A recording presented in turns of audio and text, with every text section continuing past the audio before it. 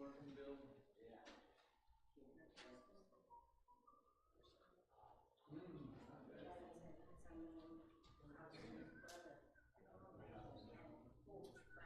Any more than?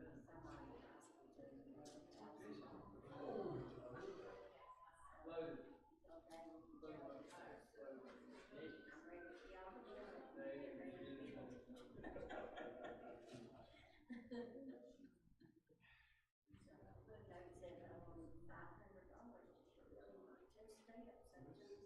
Hold that thing.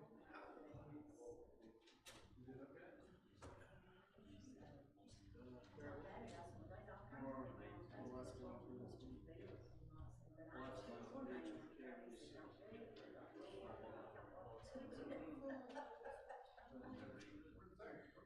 And that's a good one.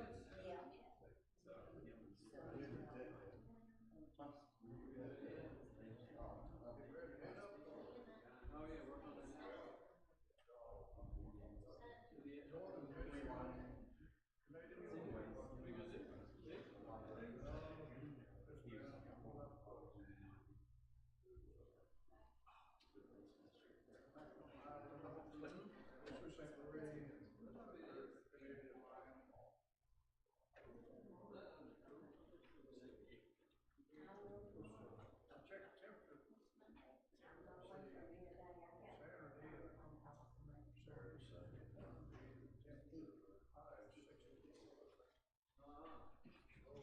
That sounds pretty good. Sounds better than what? But it's transition. Sandy, do we have votes? Hey, comedian, I guess I mean, All right, we're gonna get them brand new Sunday morning. If not, there may be something else. Is it the second part of our first Isaiah study? Yes. We're still in that part one. Part two.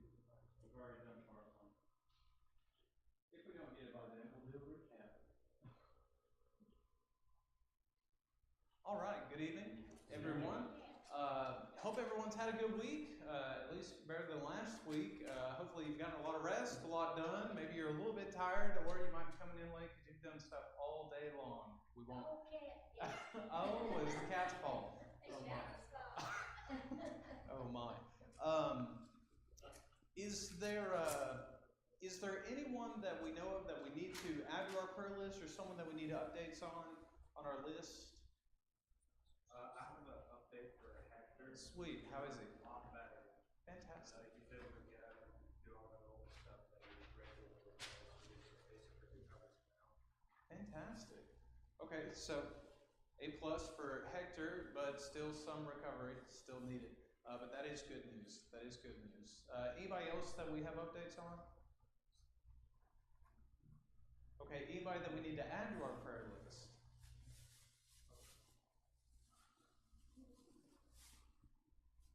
Okay.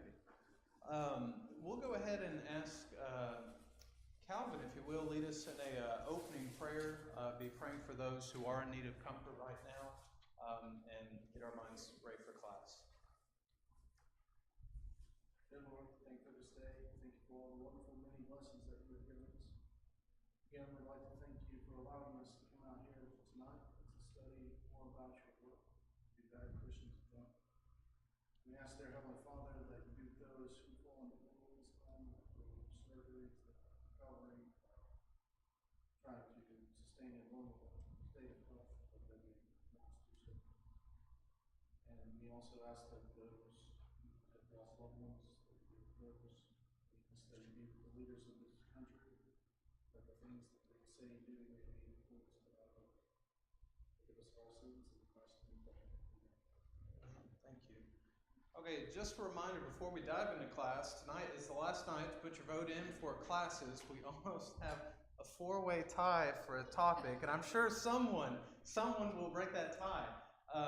So if you need a reminder, just a Sparks Note version. We do have some Vegas here. Rhymes with Vascar and Morris. It rhymes with those words. Moscar and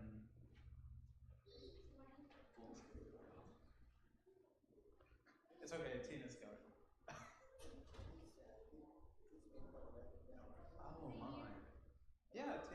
Tina just went up and did class. But a sparse note version. So the classes we have, if you want Song of Solomon, Ecclesiastes, a study on life and marriage and building godly relationships. There's the study of Jeremiah and Lamentations, dealing with indifferent people in an indifferent world, how to make a difference when indifference is the norm. And then also 1 Corinthians, how to find unity in a divided world. That's both within the church as a whole in the world, and then even the world itself. How do we make a difference? Topical studies available, how to work studying the Bible in the multiverse world. We live in a very chaotic world where everybody believes whatever they want to believe. And when they bring up their views, we just kind of throw it off as if it's not a big deal. This study would focus more on how do we work with people who have different views, whether they believe in God, they don't believe in God, they somewhat believe in a God, but they're not sure what the God is. And we'll do some hands-on evangelism training with that class. The other one is Thy Word Have I Hid in My Heart to help make us better students of the Bible. So if you don't know the books of the Bible right now, you might want to get learning those, which you should already know those anyways, but that'll be more of a faith-building class. And then the last one is I Sin, how to work against our everyday problems, how to use God's armor to defend against the wiles of the devil. So any of those 6 books or 6 studies, let me know. There is a list also on Facebook, but if you're looking at Facebook during class, we might have a problem. But let me know before you leave tonight, at least. And if not, Ethan will get the ultimate vote as to what we do if no one breaks that tie. So let's open our Bibles to Luke chapter 14. Luke chapter 14, we're continuing the studies of the parables of Jesus. And tonight we're going to talk about the parable of the chief seats. Now, if you can think about way back in the first century, Pharisees and just Jews in general, or at least the higher up religious people, they're very material-minded. In fact, you oftentimes think of right before Jesus ascended into heaven, and the disciples would ask the question, will you now restore the kingdom unto Israel? I mean, we've been waiting this whole time for the coming kingdom. And Jesus said, you don't know what you're talking about. When the Spirit comes down and endues you with power from on high, then you'll understand what's going on. And they would say that in Acts 2, the kingdom came with power, but it was through the message of the gospel. The Pharisees and the Jews were very materialistic type of individuals. And in fact, tonight we might actually identify 2 different kinds of traits, a trait that we may not want to have, and a trait that we would want to have. We'll see that in the parable tonight. But we'll begin in verse 1 of Luke chapter 14. We'll read through the text going to verse 11, and then we'll try to start diving in to figure out what's going on in this text. It would say, it came to pass as he went into the house of one of the chief Pharisees to eat bread on the Sabbath day, that they, the Pharisees, watched him. And behold, there was a certain man before him which had the dropsy. And Jesus answering spake unto the lawyers and Pharisees, saying, Is it lawful to heal on the Sabbath day? And they held their peace. And he took him, and healed him, and let him go.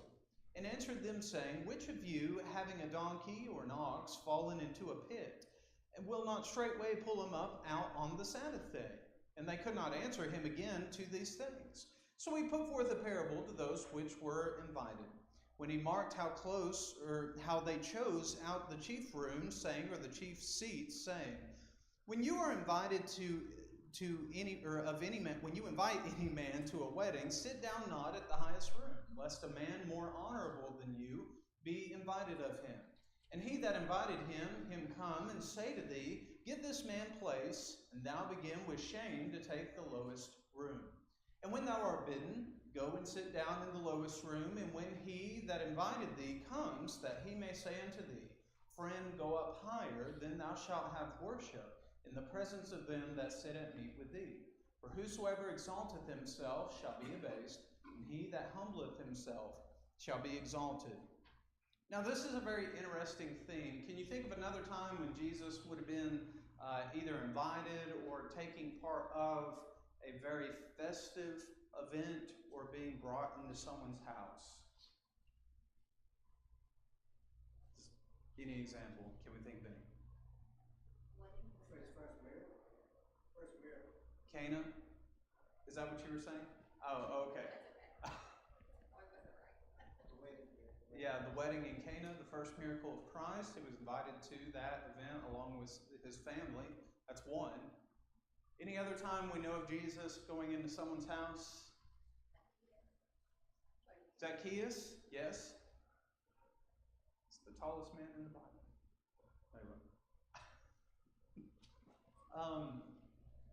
Really, it's really interesting.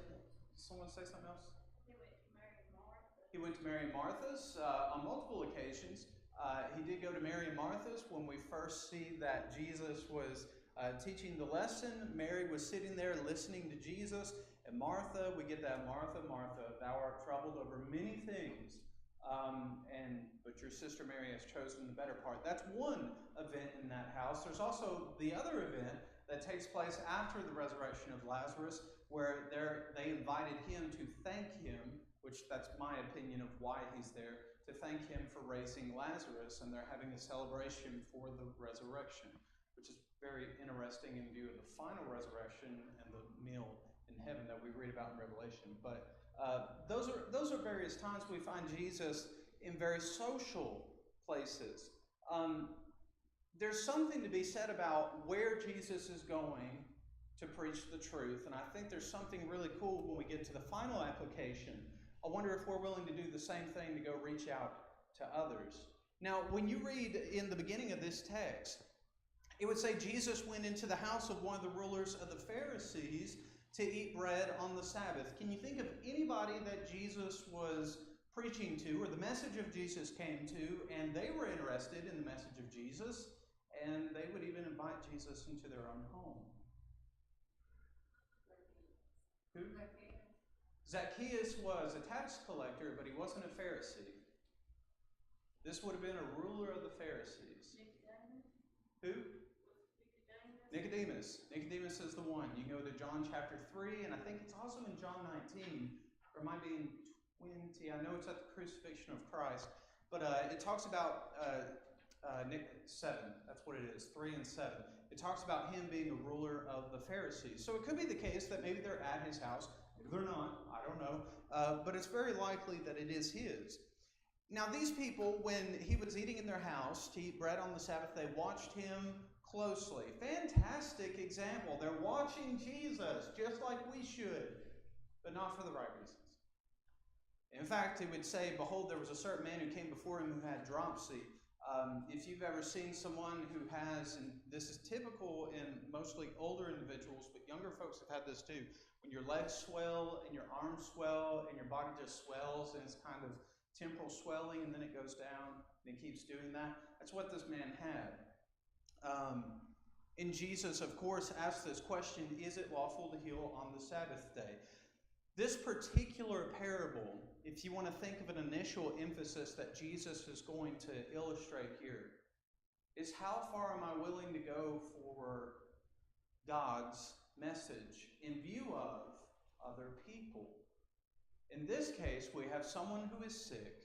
He is at a very, very prominent figure in the community. A ruler of the Pharisees. It's not every day you get asked to go to that kind of house. It's interesting that same ruler invited someone who had an illness, which some of the Jews would say, this guy's sick. Stay away from us. He's not worthy to be in this house. Otherwise, if he were righteous, he wouldn't be sick at all. But then the question is presented in verse 5. Which of you, having a donkey or an ox, has fallen into a pit and not immediately pull him out of the Sabbath day? Because he healed him. It says that in verse 4. So in Jesus healing this man, he now presents this question. Is it lawful for one to heal a man on the Sabbath? Now let's see, in putting all of our Bible minds together, can you give me some passages, or can you think of a general text, maybe you can't think of the specific passage, a text where that idea is illustrated?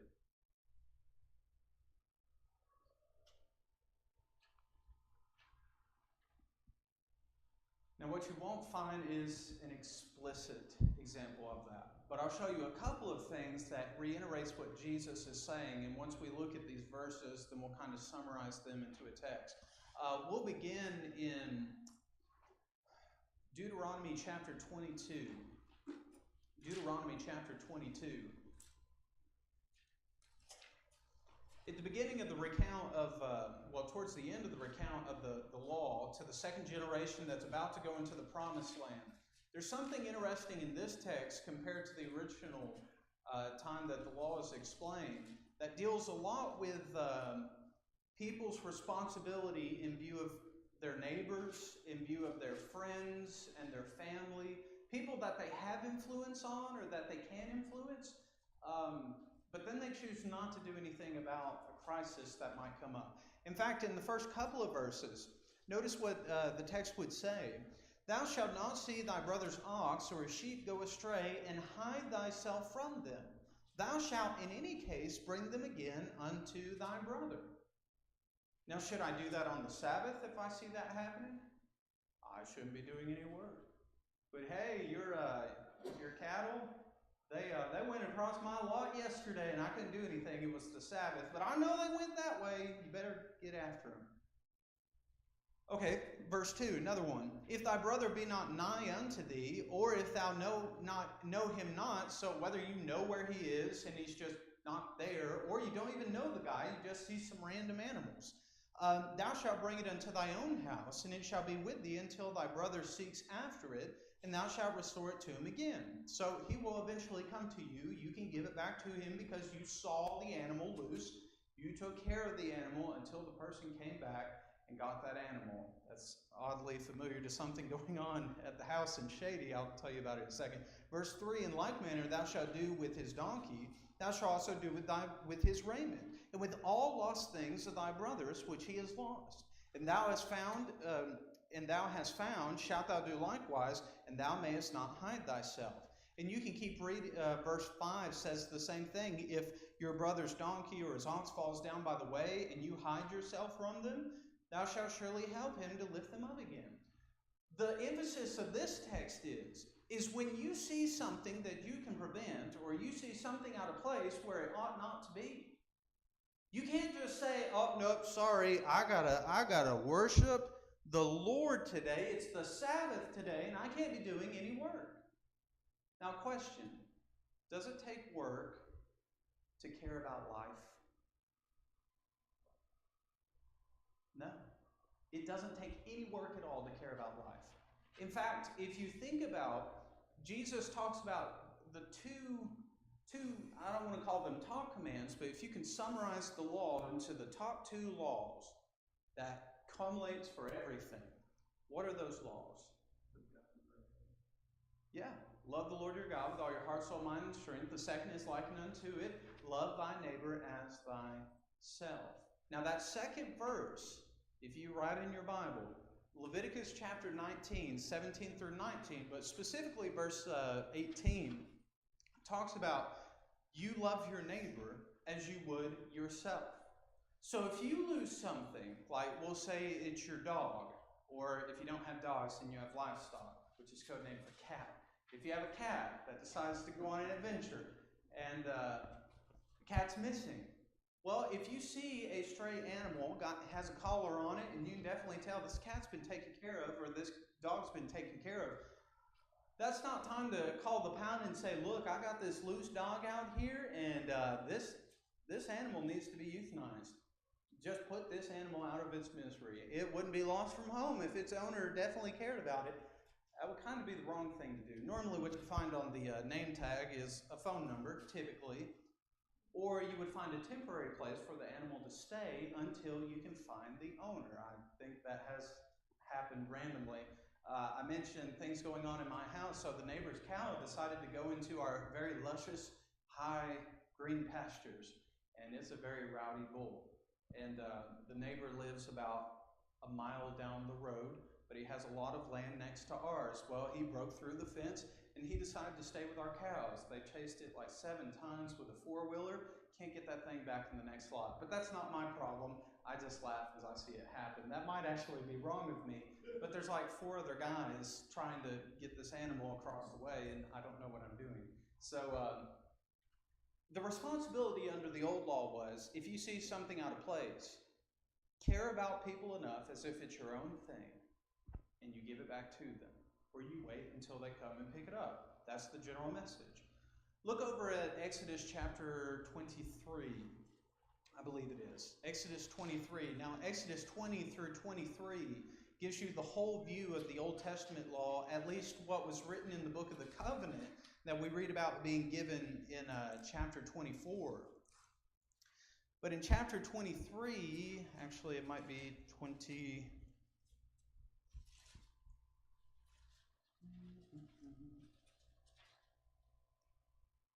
Yes, this is it. I don't want to read this version. Exodus 23, beginning in verse 1. If you want to notice the main point of the whole Old Testament law, it was all about preserving and protecting life. We've talked about Deuteronomy 30, I think it's like verse 14 and following, where I give unto you this day life and death. If you do the things that I've told you to do, you will have life, you will have blessing, you will have a future. And if you choose to go against this law, you will have death, you will have a curse, you will have misery throughout this life. And one of the aspects of the law in view of protecting life is a proper view of justice. Now this is Exodus 23, 1 through 9. And this is what the total background of what every single law is supposed to emphasize, how you can have justice under a fair and a merciful God under the old law. And this is what people were missing, especially in view of the text we're looking at this evening. You will not circulate a false report. You do not put your hand with the wicked to be an unrighteous witness. You shall not follow a crowd to do evil, nor shall you testify in a dispute as to turn aside after many to pervert justice. You shall not show partiality to a poor man in his dispute.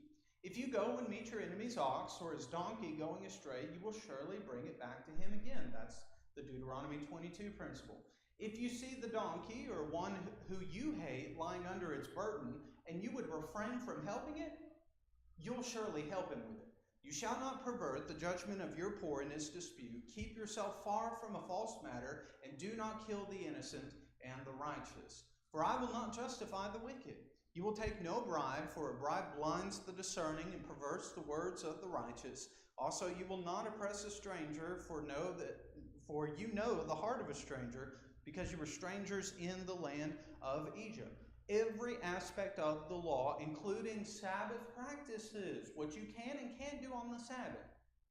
Even though it was a day that honored God, God said there are certain situations where there is a life at stake, where there could be property damage at stake, where someone might lose an incredible investment that they spent and lose it in a matter of seconds if you just simply would have gone out of your way to care about them to make sure nothing bad happened. That's the whole emphasis. And in view of the text in Luke 14, the question comes up, if there is a man who is sick, is it lawful to heal on the Sabbath? Now, typically we read about other examples of Jesus healing others on the Sabbath day. In fact, it brings up the text, and I think it's Mark chapter 7, I believe it is, where he talks about their hearts are far from me, even though they say they desire to worship me, but they don't understand the basic principle of the law. Oftentimes what the Pharisees did, and we find it here in this text, what they would do is they would take certain aspects of the law, make that the capital law to obey, and forget about everything else. Now, listen very carefully to what I say, and I'm not trying to misconstrue this. Sometimes we take attendance, and we make that is the golden Christian bearing example, attendance. On the flip side, there are some people who make excuses in view of attendance, and put everything in the way, or try to put things in the way, or accidentally overburden themselves to put things in the way of attending, and then it becomes a problem. There's the principle of if the ox falls in the ditch, meaning you had nothing to do with this just happened, it is preventing you, and you're unable to do anything about it, you go save that life. But oftentimes we misidentify the ox or the donkey and we push things into the ditch. The Pharisees were doing that quite frequently in view of God's actual purpose for the Sabbath. In fact, you notice here as well, Notice their insight of how much they thought about, is it lawful to heal on the Sabbath day? Verse 4, they kept silent. Verse 6, they could not answer him regarding these things. You know why? They could tell you everything about what the law said, but tell you absolutely nothing or close to nothing about actually keeping the law. There's a difference in understanding and finding a God-fearing Christian and someone who just knows the God of the Bible. I'll say that again. There's a difference between a God-fearing Christian and someone who just simply knows the God of the Bible. And what I mean by that latter statement is I can know everything about the Bible, but until I actually put it into practice, and I really think about some of the hard things, probably not going to understand the text. But when I start thinking beyond what the average man will think about, and oftentimes it's, I've done my Sunday morning duties, now I don't have to think about God for the rest of the week until next Sunday. Yeah, it's a problem. And even that, we find a violation of that today anyways, but I'm getting way off track on that. But the Pharisees had a problem. We don't know how to actually discern what's right in the law and what's wrong in the law in view of putting this law into our hearts and practicing it. And even bouncing off of this, you find in verse 7, he gives that parable of the chief seats. Now, I was reading King James, so some of the words are a little bit different. But it's interesting, verse 7, he told a parable to those who were invited. You're in the house of a very noble Pharisee. You're going to have some very prominent figures in the religious community here. Very rich individuals, more than likely. And they probably viewed themselves a little higher than others. And you notice in the text, he would say, when you're invited to anyone by a wedding, don't sit down in the best place. You're invited to this place, you say, oh man, we've arrived. Oh, look, there's the most prominent seat right there. I'll just go on over and I'll sit there and there won't be a problem at all. The only problem with that is that's not how it works with God. In fact, you would notice Jesus would give a condition to say, look, if there's one who comes, more than likely there's going to be someone more honorable than you because you're thinking higher of yourself. Verse 9, this is what should happen. If he who invited you, let him come and say to you, give place to this man, and then you begin with shame to take the lowest place. When you're invited, go and sit down in the lowest place, so that when he who invited you come and say, friend, go up higher. The general message is, let people exalt you. You don't need to talk about anything that you do. What you've done, let other people do that for you. And what's incredible is God sees everything that goes on in our life, and would have seen the same thing going on in all the lives of the Pharisees, and yet they wanted to have the preeminence of men. You notice how oftentimes certain passages such as Matthew 23, Jesus would talk about in verse 5 and 6, all their works, the Pharisees, they do to be seen of men. They make broad their phylacteries, they enlarge the borders of their garment, and they love the uppermost rooms at feast and the chief seats in the synagogues. Say the same thing in Luke 20:46. Beware the scribes, lest they walk in long robes and love greetings in the marketplace and the highest seats in the synagogue. Well, the only problem with that is God isn't looking for people who are trying to take down the stars and suddenly have a place up on right next to God.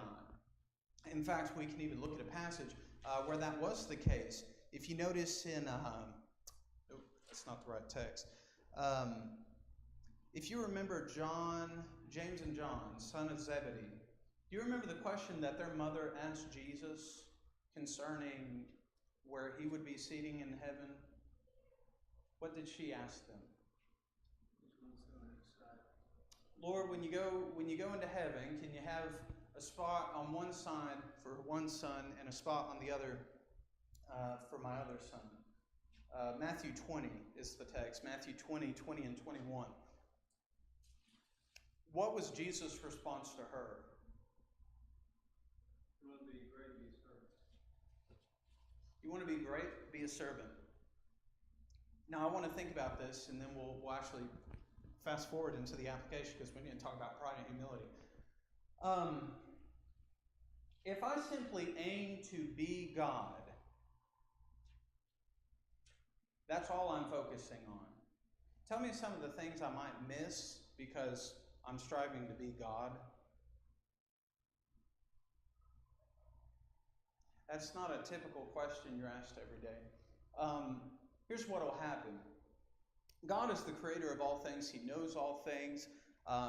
He is perfect in every way, and that is perfectly acceptable. He's holy, he's pure, gracious in all ways. We can never be that. I could never be that. I can strive to be like God, but I will never be perfect in all of my attributes. In fact, what's wrong with that line of thinking of being God or being like God, and I'm not talking about learning traits that actually implement his character. That's not what I'm talking about. But the person who presumes that they're already on cloud 9 plus and they're flying up way above everybody else, that's exactly what these Pharisees are doing. Oh, these lowlifes don't even know the law of Moses. Oh, they couldn't even quote the first 2 commandments. That's embarrassing. Oh, did you see what their kid did the other week? We have angels. We have angels. Probably not, but it gives a different diseased view of life. Everything you do is perfect. Everything everybody else does is not perfect. There is no fault in you at all, but there is fault in everybody else. It's exactly how these Pharisees were thinking. But there's a problem. God never thinks that way. Never thinks that way. Unless, and I'm not saying from a proud, arrogance, haughty attitude, but if you look in texts such as Isaiah 40, you look at Job 40, 41, you'll find where God says, who is man? Man, let's really think about who you are in comparison to me, and let's compare the two, and let's see who wins at the end of the day. Yeah, we're always going to lose. Always going to lose. Because God's ways are higher than our ways. Isaiah 52, 1 and 2, your iniquities have separated you from God, but nothing God has ever done has separated him from man. Because God always keeps his promises. Man always falters on that. So we could look at that real briefly and say, man's got a problem. Now, in view of that, the Pharisees definitely had a pride issue. And in fact, you would notice Jesus would say in verse 10, when you come in, you sit down in the lowest place, and let the one who rules over the feast, let him come and invite you. There's a word the Bible uses that emphasizes that idea. It's the idea of exaltation.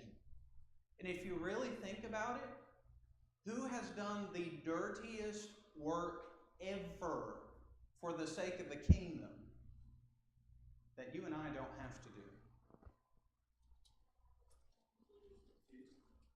Well, that's who did it. Well, yeah, Jesus did the dirty work. He took on your sins. He took on my sins. He did something none of us could ever do. Now, if you think about the ultimate example of what God does, he is willing to do the jobs that none of us could ever do in a billion lifetimes, plus infinite number of lifetimes. And he did it in one. That's an incredible man right there. Incredible man. Now, if you think about it this way, if the old law said, if you see a man's donkey or his ox go out of the way, according to the law, what must you do in seeing that they're loose? What's your responsibility? Keep them safe. God sees your soul going out of the way. No one else can do anything about it but God. And what did God choose to do? He found a way to keep you and I safe. And in fact, oftentimes when we go off the prodigal son route, he says, I'll keep this right here until you're ready to come back and get it. Because he understands that we tend to lack foresight or wisdom, or we tend to make really bad decisions, which tends to happen a lot. But the Pharisees were doing that, and they were saying, we can do no wrong, no harm. Now, the two things that are capitalized in view of that, since Jesus did the dirty work, and now he makes us clean through him, that mentality of becoming a servant rather than being a master really capitalizes on a lot of things. Let's start with pride to begin with, and then we'll look over at humility. If you notice in verse 9, verse 8 and verse 9, if you choose to sit down in the best seat and then the bride or the groom comes in and says, look, this is meant for someone else, not you, that's really embarrassing. But a lot of people do that quite frequently. In fact, if you think about Proverbs chapter 16, verse 18, the Bible would say, pride goes before destruction and a haughty spirit before a fall. In fact, you look over in chapter 11 of the same book in verse 2, and it talks about that there is arrogance and pride. In fact, it would say, when pride comes, then comes shame. Another way of saying that is when I presume that I've got it made or I'm just that good. No, it would say with the lowly is wisdom. Now, someone look over at Proverbs 25, verse 6 and 7, and read that out for us, and we'll talk about that a little bit. And we'll go from there. Proverbs chapter 25, verse 6 and 7. Do not claim honor in the presence of the king. Oh, you said 5 and 6 and 7. Yeah, 6 and 7. Do not claim honor in the presence of the king, and do not stand in the place of great men. For it's better that it be said of you, come up here, than that you should be put lower in the presence of the prince, whom your eyes have seen. So in view of this, the proverb writer would say there is wisdom in letting one who has honor, or even one who doesn't have honor, one who is a friend, call for you, rather than you say, oh, look at all that I've done. Look, this is great. Isn't this wonderful? You know where that kind of mentality takes place a lot today? I see it every day on Facebook. I see it every day on Twitter. I see it every day on Instagram. There is a very, very fine line as someone who is proud of accomplishments of family members, as opposed to one who will every day pour everything online of, look, my child sneezed. Look, my husband bought me this $1 billion ring. Isn't it gorgeous? There's a fine line there. In fact, it makes me think of 1 Corinthians 13. Love does not boast. Ooh. But there's a lot of Christians who say, no, that's perfectly fine. Okay. So where's the fine line of love boasting? The Pharisees were doing that. Look who I am, Pharisee of Pharisees. We were born under the law of Moses, and Abraham was our father. We have nothing to worry about. Yes, you do. You're so high-minded that you forget really how low you are in view of God's ways. And in fact, in view of humility, you look at 1 Peter chapter 5, verse 5, it would say, likewise, you younger, submit yourselves unto the elder. And yes, all of you be subject to one another and be clothed with humility. For God resists the proud and gives grace to the humble. Another passage, James 4 and verse 6, he giveth more grace, wherefore he says, God has resisted the proud, but gives grace unto the humble. You think about the attitude that Jesus showed while he was here on earth. He had every reason to say, I'm divine, I am perfect, I am pure, I am entirely all knowledge. He could have said that, but he didn't. Why?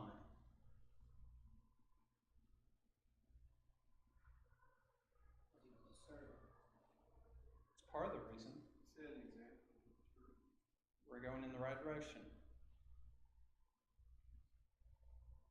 When you think about when God is viewed of, God can share with us all of his accomplishments, or he knows that if I choose to do this in this way and show a possible ounce of arrogance, haughtiness, pride, in looking at all the human race and saying, you know what, this one time where I can let down my example of being pure and just and holy, I can let it go one time. You know how often we're put in positions where we can make a choice that will affect the choices and the attitudes and the examples of hundreds of thousands of people? And we can even find them oftentimes, if you can think about your time in the church, I can think of times where there were very, very powerful people, and they let people know it. And you could tell by the way that they talked, where their attitude was, how they viewed other people of lower status or lower social class, or you didn't know that? I thought that was commonplace knowledge. That's called arrogance. That's called pride. Now you think about that in view of the church. God asks that we be clothed with humility. And when you really think about it in view of what Jesus did, and in view of what we do, I think this is towards the last question on your paper. Applications that we can make in view of ourselves, our own life, and in view of the church. Jesus healed a man on the Sabbath. First off, Jesus went to places where there were people. You probably oftentimes go to places where there are people as well. And though the occasion was, hey, we're celebrating here, there was a man who was sick and Jesus could glorify God. I wonder when I go to an event that's going to have a ton of people there, if I'm going to make choices that glorify God when no one else will. How many other people actually took that man with the syndrome? How many other people said, hey, let me tend to you? Not a one. Not a one. You can be in a place that has prominent power, position, fame, and if not a single soul cares about what God desires in this life, you are in a house full of hell-bound souls. That's the blunt way of saying it. Because my mentality is not about glorifying God at this moment. My mentality is about how can I enjoy this moment? Now, what Jesus shows us, in a way, and this is why I asked this at the beginning, when you look at where Jesus went, and oftentimes it was in the house of strangers, but I wonder even in the house of my own family, if I try to find ways to glorify God as well. Not trying to cause dissension, not trying to cause problems, not trying to cause pain. I'm just simply listening to see, is there someone here who has a disease? They may not know it. They have a disease. I can help them find the remedy. I'm not talking about cancer, and I'm not talking about like physical things. Someone's having a problem in the family. Hey, let's sit down and talk about that. I don't have the answer, but I'd love to pray for you. Can I pray for you? Let's talk more. Hey, you know what? I'll check back with you in a few days. Let's keep that in mind. Is there anything more I can do than prayer? I'll do that. Now, the hardest part is actually identifying those opportunities, but that's not an excuse. That's where training is involved. Jesus took advantage of this one time. Another thing, when Jesus chose to glorify God, this was in a position where people could have glorified God and they chose not to. In view of my ability and my services to the church, and even in myself, am I too prideful to learn some new things? Am I too proud to stand up and take courage? And I know I'm going to have butterflies, but I know God made butterflies. God made me too. God's stronger than both my butterflies and me. God can help me through this. You know, oftentimes people will refuse to do something and then they'll talk about their ability. No one stood up to do what God desired. Jesus did. So oftentimes when I think about in view of the church, when I look at my abilities and my talents, when I look at how I involve myself and invest myself, and I have to look at this from an every time perspective, not just from the legality of things like checking boxes off a list, not in that way, but how can I humble myself enough to be like Christ, who forsook everything that I could ever dream of and said, this life is much better than the one you're dreaming about. Where you're taking care of people's problems, where you're having to go be with people who have those language issues, you're having to go be with people who don't really understand God, but they claim that they do, or you're dealing with people who don't even know anything about God. You're going to have to deal with all those sinful lifestyles and habits. How many times did Jesus conform in order to help them? Not a one. But I can tell you he tried to help in every case that he could. Jesus shows me, as he's showing the Pharisees, you want to get the greatest exaltation in view of the eternal wedding feast that's coming up? You put yourself in the position of one who had everything and made him to where he had absolutely nothing, and he still found a way to glorify God. And I live in America, and I have money, I have family, I have clothes, I have a car, I have a home. I have somewhat of a savings. It's not really a savings, but it's more than what a lot of other people have. When I look in view of material things, I might be evaluating my life wrong in how Jesus viewed life. There's a lot of souls who are wandering out away from the fold and they don't even realize it. And if under the old law it was a sin to allow one person's animal to go and get lost, how would God view if you see a soul pass by and you have the ability to keep it safe, keep them from wandering out where they can't be reached? If you let them go, how will God view that? Jesus didn't pass the opportunity by. In fact, he would tell the Pharisees, as he would tell us, you humble yourself to take care of those matters that nobody else cares about, and you'll be doing just fine in this life. That's hard. But it's what Jesus did. And that's the main point of the parable. Don't let pride keep you out of the kingdom of God or doing what you're supposed to do because you don't feel like it, you're indifferent. I've done this before all my life. I don't need to keep doing this. I'm talking about holy things, not sinful things. If it's sin, get rid of that. But Jesus would show us, look, go the extra mile when no one else will.